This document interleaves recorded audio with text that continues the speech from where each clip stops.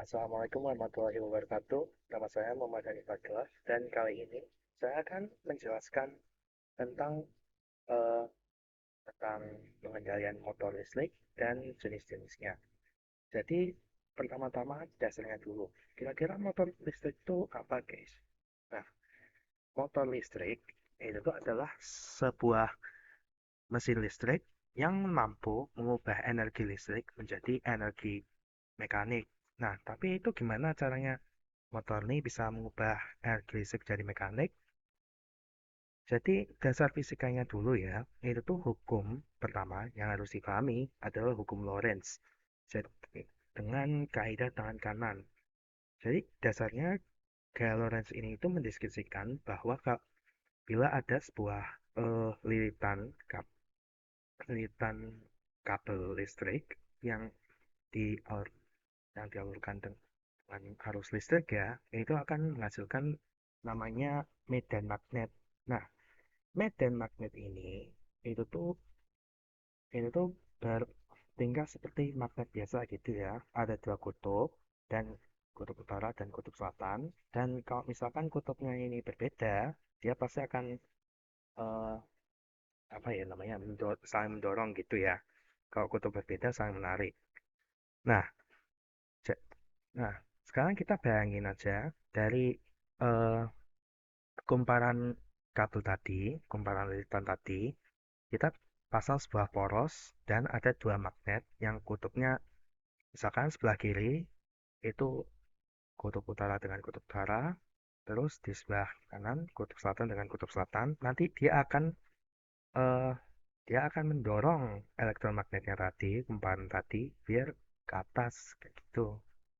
Jadi itu dasar fisika motor kurang lebih seperti itu.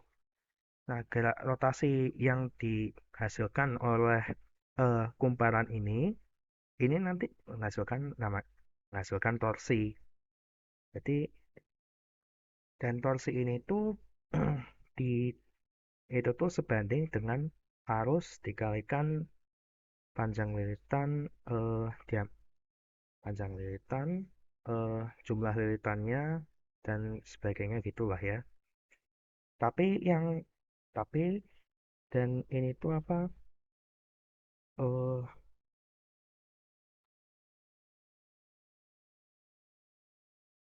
dan konstanta-konstanta ini tuh maksud saya variabel-variabel ini tuh bisa dibagi menjadi dua, yaitu variabel manufaktur dan variabel user. Jadi itu variabel manufaktur set ini tuh yang variabel yang hanya bisa dikendalikan dalam proses manufaktur sebuah motor kayak gitu. Jadi nggak bisa mudah apa namanya diganti-ganti.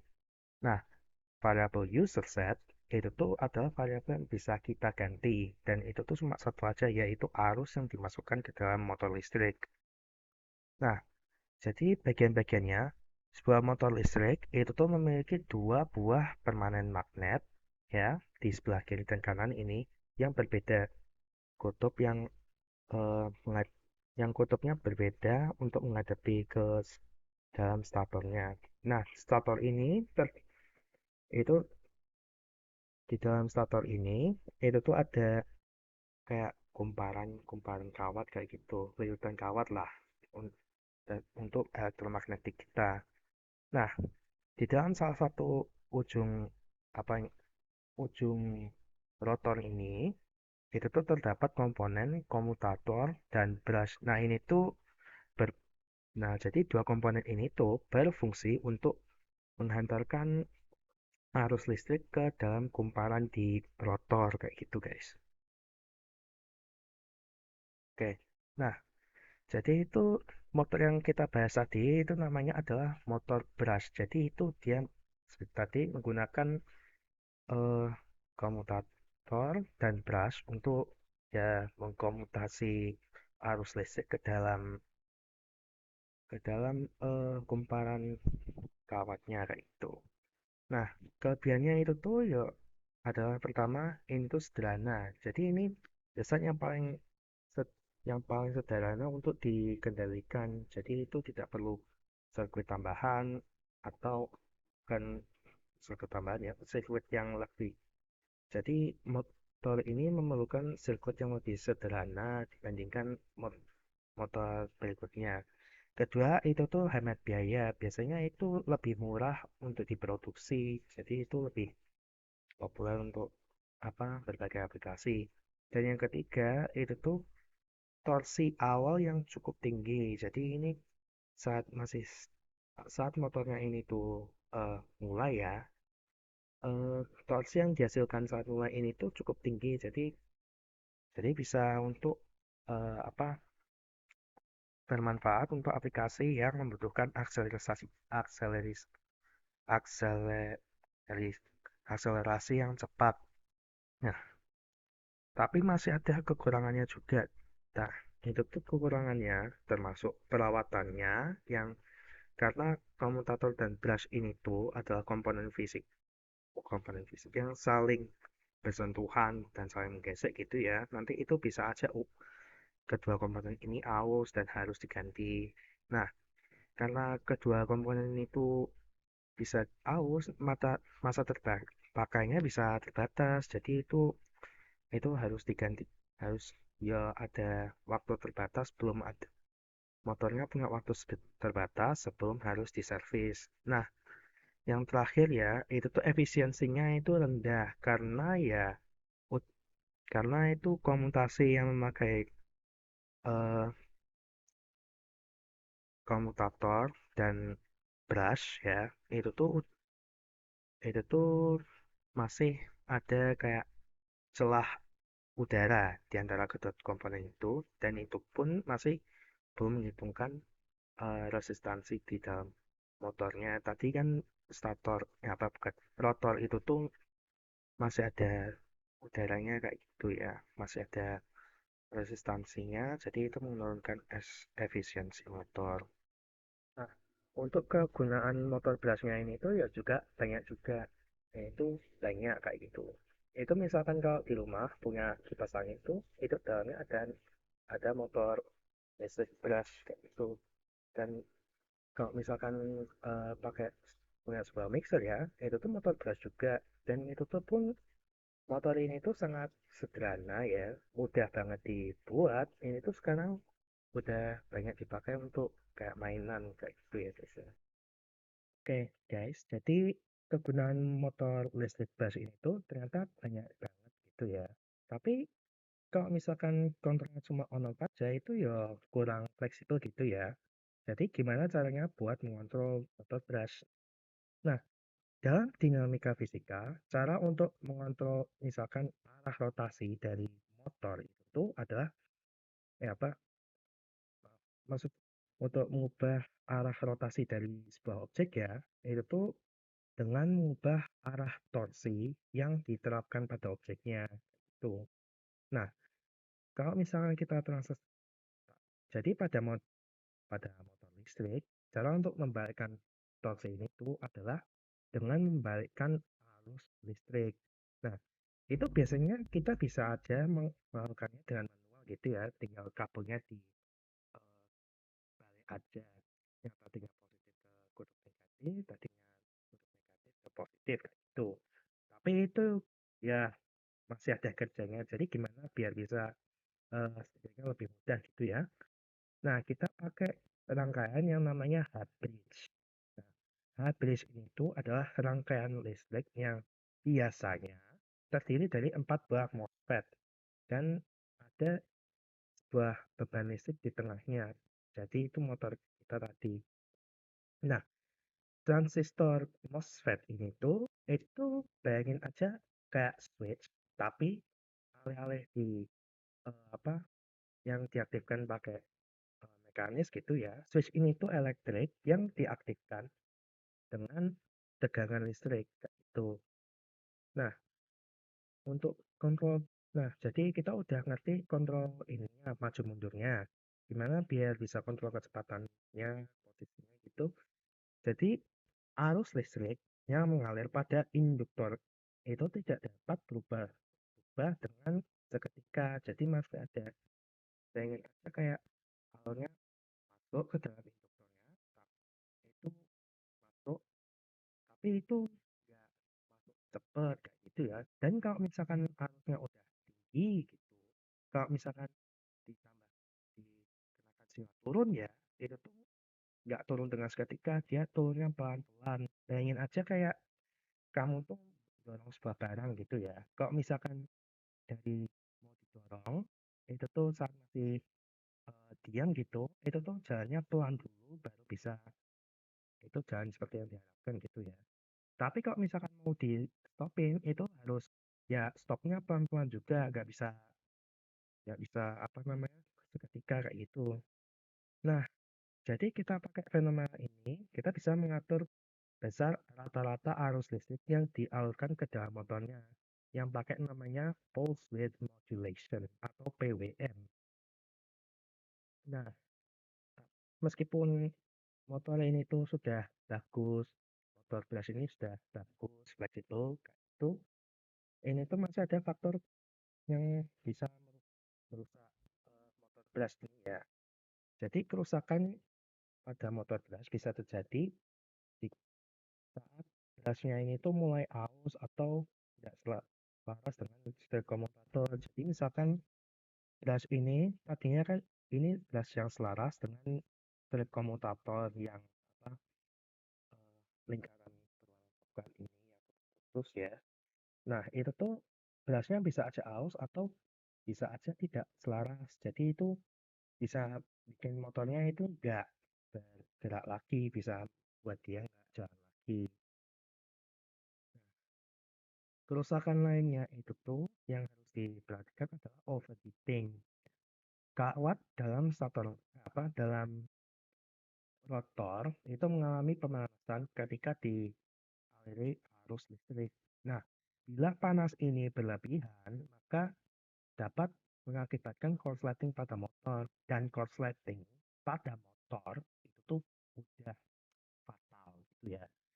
Nah, biasanya pada datasheet motor yang disediakan itu terdapat eh, batas arus listrik yang nominal. Jadi ini adalah batas arus listrik yang paling tinggi sebelum motornya ini melebihi suhu yang aman. Jadi kalau misalkan arus itu jadi bisa arusnya melewati batas sedikit-sedikit aja, tapi nggak boleh kelamaan, kalau nggak nanti overheating. Nah, cara yang paling efektif ya untuk menanggulangi masalah ini adalah menambahkan luas permukaan agar dapat menghasilkan panas itu. Jadi antara memakai sebuah radiator atau menggunakan motor yang brushless. Nah, jadi motor brushless adalah tipe motor listrik yang tidak menggunakan brush untuk mengkomutasi arus listrik. Nah, jadi dibandingkan dengan motor brushless ini tuh lebih efisien, memiliki masa operasi lebih lama, dan memerlukan lebih sedikit perawatan, dan kerjanya itu lebih tenang karena tidak ada friksi antara brush dengan komutator. Nah, jadi gimana caranya motor brushless ini tuh berotasi ya? Nah, balik ke analogi tadi ya yang kumparan. Jadi kan kita tahu kumparan lilitan kawat itu tuh bisa bila dialiri arus listrik ya bisa bisa berarti sebagai elektromagnet kayak gitu. Kan tadi pada motor gas itu tuh elektromagnet ini diletakkan pada yang namanya rotor, bagian motor yang berputar. Nah, permanen magnetnya pada starter. Kali ini tuh kali ini itu ditukar tempatnya. Lilitannya ada di starter dan permanen magnetnya ada di rotor kayak gitu. Nah, rotornya ini tuh di Nah, rotornya ini tuh sekarang digerakkan dari medan magnet eh, yang dihasilkan pada kawat pada lirikan kawat pada stator motor kayak gitu guys. Nah, nanti kayak gitu. Nah, jadi gimana caranya mengkomutasi arus pada motor kalau dia nggak punya brush atau komutator kayak gitu. Nah, dalam motor brushless itu tuh terdapat beberapa sensor Hall effect. Nah, kita nggak usah terlalu dalam, pokoknya sensor ini itu bisa mendeteksi polaritas magnet yang menghadapi ke kumparan fasa. Jadi misalkan ada tiga tiga eh, sensor sini ya, itu bisa mendeteksi yaitu menghadapi ke kutub kutub utara atau kutub selatan kayak gitu guys. Nah, dari sensor dari sensor ini itu adalah besar tegangan. Nah, tegangan ini dapat digunakan untuk mengaktifkan eh, MOSFET di dalam rangkaian hard bridge dan hard bridge ini digunakan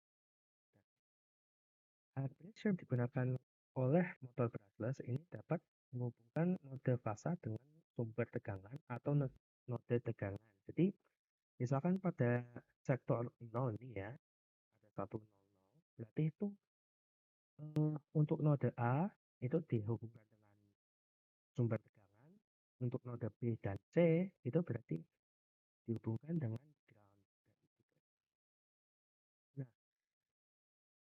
nah untuk sinyal PWM ya, nah, sekarang kita ganti ke gimana caranya menangani PWM untuk motor brushless gitu ya. Jadi sinyal PWM itu dalam perspektif motor brushless itu dapat dibagi menjadi dua fase, yaitu forced phase dan non-forced phase. Jadi fase force ini tuh adalah sinyal 1 berarti high, dan non-force ini tuh ada sinyal 0 atau sinyal low kayak gitu. Motor brushless ini tuh dapat menerima sinyal fase force dengan aman. Tapi perlu metodenya tersendiri untuk menerima fase non-force-nya. Metode ini tuh termasuk hard switching, soft switching, dan complementary switching. Kayak gitu guys. Nah, metode switching tadi itu sangat mempengaruhi efisiensi motor. Hard switching adalah metode yang paling tidak efisien gitu ya, karena susah dikontrol untuk frekuensi tinggi dan tidak efisien, dan itu terdapat penurunan arus pada diode hard bridge-nya. Jadi itu bayanginnya MOSFET ini tuh adalah switch dengan diode ya, tapi asalnya diode ini tuh masih memberikan resistansi pada arus listrik kayak untuk satu arah kayak gitu. Jadi itu kalau misalkan melewati dua diode itu tuh harusnya akan berkurang sedikit, jadi kurang efisien. Nah, kalau misalkan jadi yang paling direkomendasikan itu tuh adalah metode complementary switching, karena kita lihat ya di gambar ini itu harusnya tidak melewati diode apapun kayak itu. Nah, berikutnya ini untuk apa adalah transformasi Clark dan Park. Nah, ini tuh kedua transformasi itu digunakan untuk ya memodulkan ini ya eh, medan apa arus medan arus listrik dan medan listrik gitu ya. Jadi transformasi Clark adalah metode pemodulan arus listrik dan induksi medan magnet pada stator. Sementara itu transformasi Clark adalah pemodulan medan magnet terus sultan pada motornya. Itu bayangin aja kalau Clark itu tuh untuk stator, dan transformasi Clark itu tuh adalah untuk pada rotor kayak gitu guys. Nah, kedua transformasi ini digunakan untuk memodelkan ya kinerja motor brushless untuk memperbaiki kekurangan kinerja motor, seperti misalkan efek relief torsi. Nah, dalam pemodelan motor listrik yang menggunakan kedua transformasi tadi itu ditemukan efek relief torsi yang menurunkan efisiensi kinerja motor. Nah, jadi itu gimana biar bisa meningkatkan efisiensinya? Nah, itu dengan menggunakan modulasi sinusoidal kayak gitu guys. Itu kita nggak jangan pakai sinyal yang cuma digital gitu, yang kayak ini ya digital gitu ya, dibuat sedikit analog kayak itu. Jadi di gambar kiri. Nah, modulasi sinusoidal itu bagus, tapi modulasi ini tuh tidak menggunakan beda potensial dengan sepenuhnya. Jadi misalkan pada slide belakang ini ya, itu eh, motor itu tuh tidak menggunakan besar tegangan, tapi menggunakan rentang tegangan untuk memaksimalkan head torsi hasil gitu ya. Jadi kalau misalkan pada ini ya, apa gambar ini ya, misalkan untuk granatnya itu kan masih tidak optimal gini ya, cuma 1,3 per satu satu inilah apa periode gitu ya, itu kurang optimal aja. Nah, ini biar jadi untuk memaksimalkan rentang beda potensial bisa dipakai oleh motor, kita itu harus pakai namanya space vector modulation gitu. Jadi pada dasarnya ya space vector modulation ini itu adalah eh, sebuah variasi dari sinyal sinusoidal, tapi itu tuh bisa memakai regang beda potensial yang lebih luas kayak gitu. Ini tuh caranya dengan menambahkan sebuah sinyal triangle pada modulasi sinusoidal agar sinyal yang dimasukkan ke dalam motor itu tuh bisa memakai rentang tegangan yang lebih besar. Nah, dalam implementasi space vector modulation itu, bridge tiga kaki yang digunakan untuk mengontrol motor tadi itu diaktifkan dengan konfigurasi tertentu. Nah, konfigurasi yang digunakan ini tergantung pada posisi sudut medan magnet pada rotor, misalnya kayak gitu. Jadi tergantung pada posisi rotornya itu ada di mana. Nah, tadi ya sinyal PWM itu dibagi menjadi dua jenis, yaitu force phase dan unforced phase. Nah, berarti itu ada eh, dua jenis konfigurasi bridge yang akan digunakan untuk memakai space vector modulation ini. Nah, untuk menentukan konfigurasinya, yang itu tuh force phase itu tuh pertama-tama dibagi menjadi dua, yaitu T1 dan T2. Lalu periode T1, T2, dan T0 untuk periode unforced phase itu dapat dicari dengan rumus di sebelah kiri sini. Nah, dengan warna merah ini tuh menunjukkan sudut vektor gaya yang diinginkan kayak gitu ya.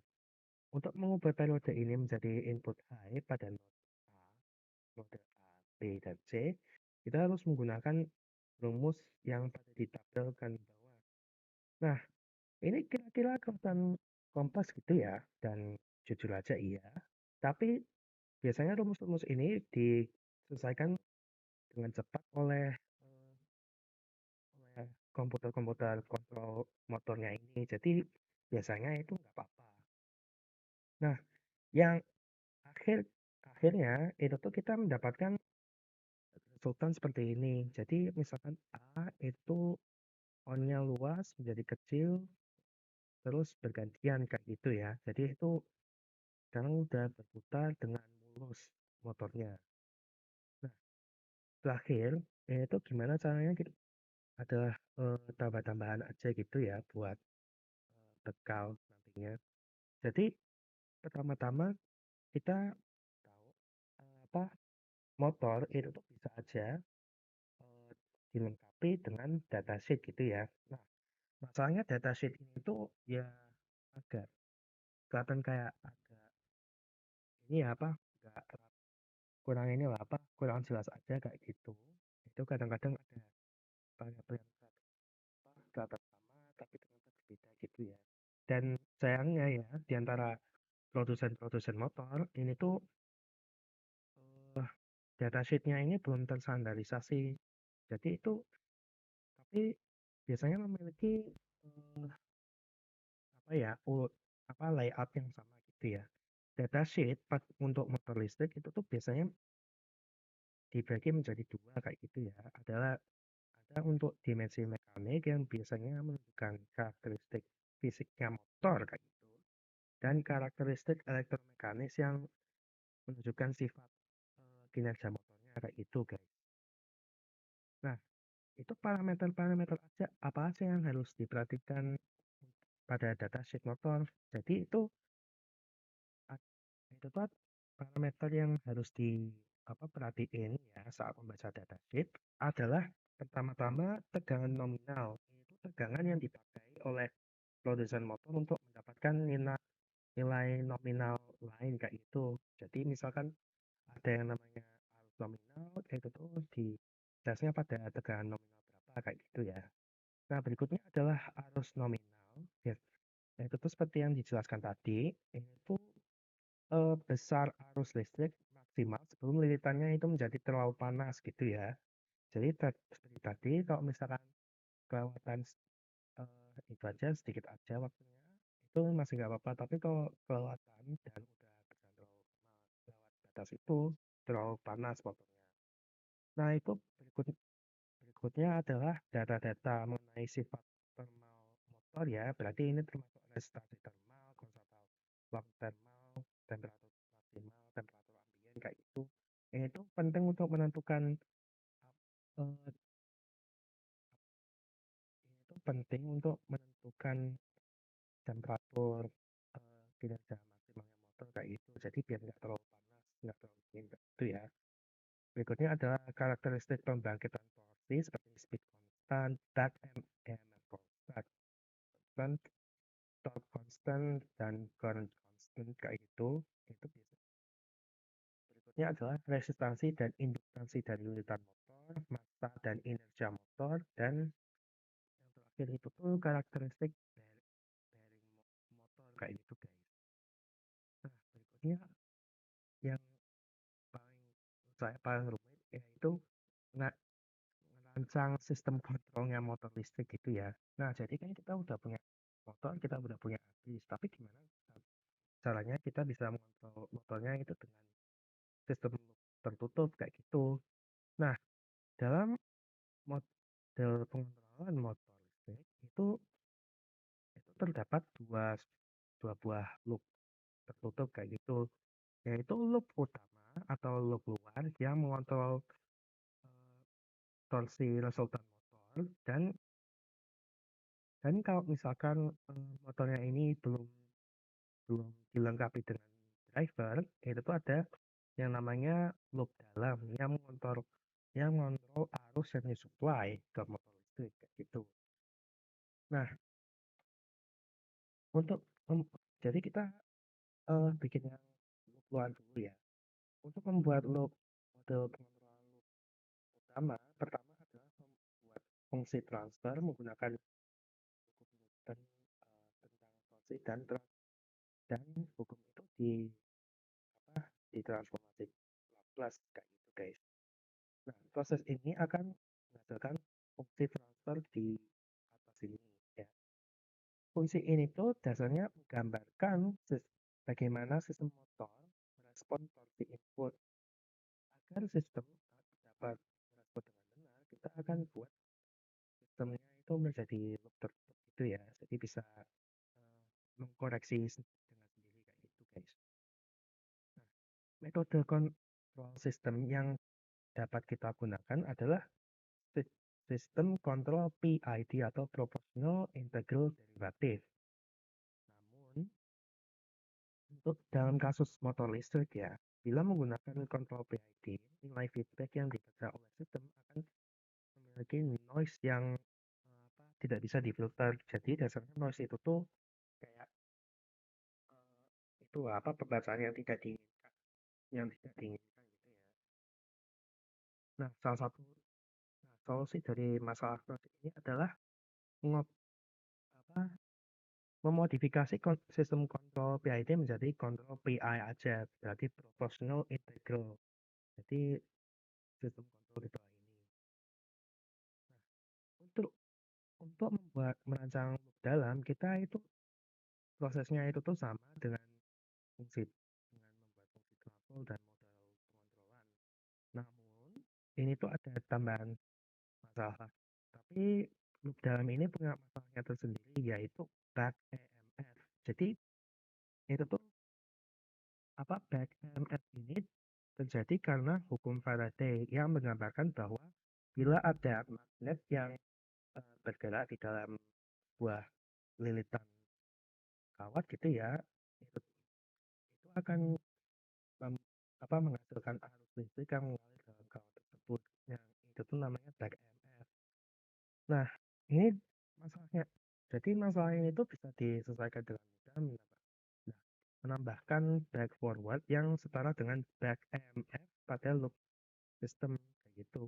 Ini makanya harus di makanya kenapa harus membaca back EMF constant pada datasheet tadi. Soal ini tuh itu enggak terlalu itu enggak harus dipakai untuk motor yang biasa-biasa gitu ya, motor yang kinerjanya biasa. Tapi untuk motor yang punya yang kerjanya itu berputar dengan cepat tapi tidak konstan, ini tuh cukup berguna kayak gitu. Nah, berikutnya adalah yang terakhir ini adalah regenerative braking.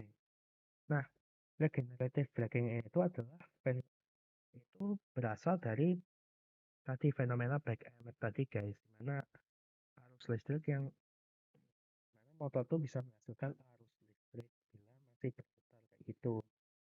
Nah, arus itu listrik yang balik ini bila cukup kuat bisa mengantarkan arus kembali ke pasokan listriknya. Jadi misalkan punya mobil listrik ya, tapi itu cuma jalan aja, nggak digas kayak gitu, dia bisa ngecas baterainya lagi kayak gitu guys. Nah, cara, mena- cara menangkap energi ini tuh bisa adalah menggunakan konfigurasi harddisk tertentu dengan modulasi BWM. Tapi, nah ini tuh, tapi ini, tapi yang besarnya ini tuh total energi yang didapatkan kembali itu tuh selalu kurang dari total energi yang digunakan oleh motor. Jadi misalkan kamu punya mobil listrik ya dari berhenti gitu. Nah ini gimana caranya? Itu tuh misalkan digas gitu jalan ya, digas udah jalan misalkan sampai 30 km per jam ya. Kalau misalkan di sedikit-sedikit rem gitu ya, nanti kan gasnya dilepas, nanti dia akan berhenti sendiri, tapi apa, energi listriknya yang kembali ke baterai itu tuh nggak akan sebanyak energi yang dipakai untuk melaju ke 30 km per jam tadi guys. Itu. Nah, sistem regeneratif braking ini tuh udah banyak digunakan pada kendaraan listrik dan ya kereta apian gitu ya. Jadi nggak hanya kereta listrik aja yang pakai, tapi ada beberapa model diesel yang pakai sekarang. Nah, sistem ini tuh sangat berguna untuk sistem otomasi karena dapat mengurangi konsumsi energi listrik dan dapat meningkatkan ininya kontrol sebuah sistem kayak gitu. Jadi apa respon misalkan ada mesin yang udah jalan gitu ya, itu kalau misalkan diperintahkan untuk berhenti ya, itu sistem jadi itu nggak hanya mengembalikan beberapa sedikit energi yang dipakai, tapi bisa responsnya bisa sedikit lebih cepat kayak gitu. Nah, sekiranya itu saja yang bisa saya jelaskan gitu ya tentang motor listrik. Jadi kita ke penutupnya, jadi ke kesimpulannya ya. Motor listrik ini tuh adalah mesin listrik yang mengubah energi listrik menjadi energi mekanik. Nah, prinsip kerjanya adalah arus listrik yang diterima oleh motor itu diinduksikan dan medan magnet terus yang dihasilkan oleh apa motor ini bisa menggerakkan motornya kayak gitu guys ya. Nah, motor listrik untuk motor listrik DC itu memiliki dua jenis yaitu motor brush dan motor brushless. Nah, motor brush itu tuh biasanya lebih sederhana, lebih mudah dibuat, namun lebih maintain lebih itu ya lebih cepat haus kayak gitu. Nah, berikutnya adalah motor brushless. Motor brushless ini tuh biasanya lebih efisien untuk masa masa kerja yang lama kayak gitu ya. Tapi biasanya memerlukan sistem kontrol yang rumit dan manufakturnya juga cukup rumit kayak gitu. Nah, sedikitnya itu saja dari saya. Terima kasih sudah mendengarkan saya yapping untuk sekiranya setengah jam tentang motor listrik. Nah, saya undur diri dulu. Assalamualaikum warahmatullahi wabarakatuh.